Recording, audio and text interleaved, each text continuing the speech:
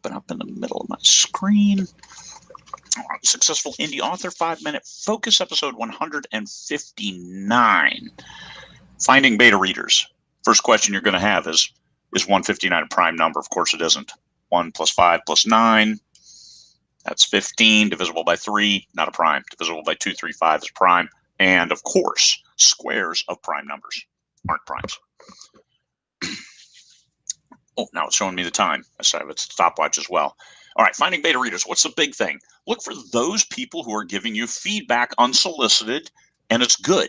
Good feedback where it's not about them. Like, hey, I found a bunch of stuff. Look at me. No, it's like, here are a couple things that seemed off. Okay, good. You look at that feedback and see what it does for you. Does it make the book better? You find those people who are fans. Hey, I like your stuff. This is pretty good. Pretty good. Opportunity for improvement. And start a conversation. Look for those people. Proofreaders. There are beta readers. There are groups out there of readers, and you find those. I'm going to shut you off because I don't need you, and you're distracting me. There's my stopwatch. Those people out there who are proofreaders, who love to proofread and beta read and love to be involved. And it's important. You find people who are retired, who are looking for something to do, and give them that thing where you can help each other. You give them something to do, and you give them better and better manuscripts. This is also an important point.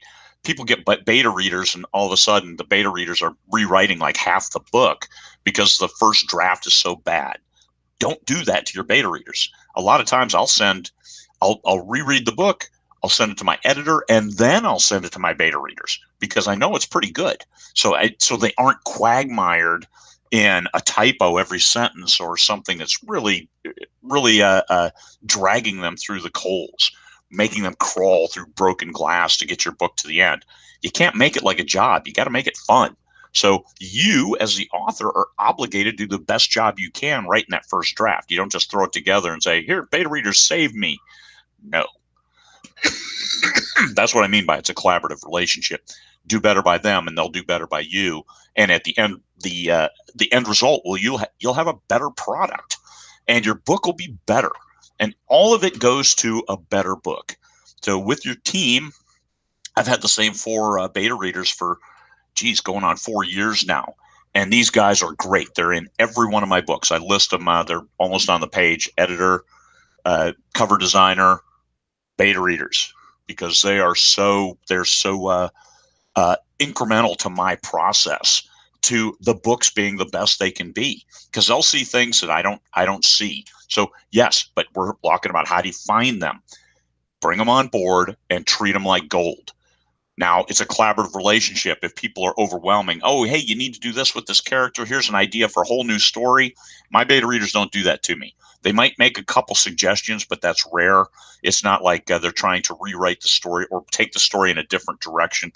This isn't Misery, where they're going to tie me to a bed and break my ankles because they want the story to go in a different direction and they're not ready for it to end. So don't do that. Find those ones who just want to help make a better book, and they like reading. And they like reading your stories.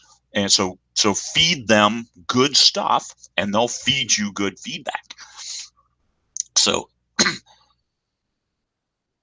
build trust. Listen to them. You get feedback from your beta readers and you don't like it, and you consistently don't like it, then they're not a good beta reader for you, and the relationship probably isn't good enough to keep going. So, hey, it's okay. Let me revise my team. It's fine. I have not had to refine my team, thank goodness, because these guys are great. I guess I'll be considered lucky for doing that. But I try to treat them well. They treat me very well. They're incredibly responsive, and I listen to them. So when they bring up topics like, hey, here's a subtopic that's or subplot that's hanging, or here's a thing that seems inconsistent, I go after it. I try to fix it. I try to talk about it. I try to say, well, that's okay, but the setup is wrong, and that's why this seems wrong. So let me change the setup, and then it all comes out great. So beta readers, look for them. Look for those people who are giving feedback, and then see if that'll work for you. Listen to them, but you don't have to do everything they say. because it's still your book. But understand, are they trying to make it a better book for you, and what will it take? If it all comes together and say, yes, this is better because of this, thank you. Give them lots of rewards, lots of props, lots of kudos, and declare victory. So that's it. Beta readers, look for where readers hang out and find those who are willing to give feedback. All right. That's it for now. You guys have a great day. 5.5 minutes. It's nice that my little timer thing is back.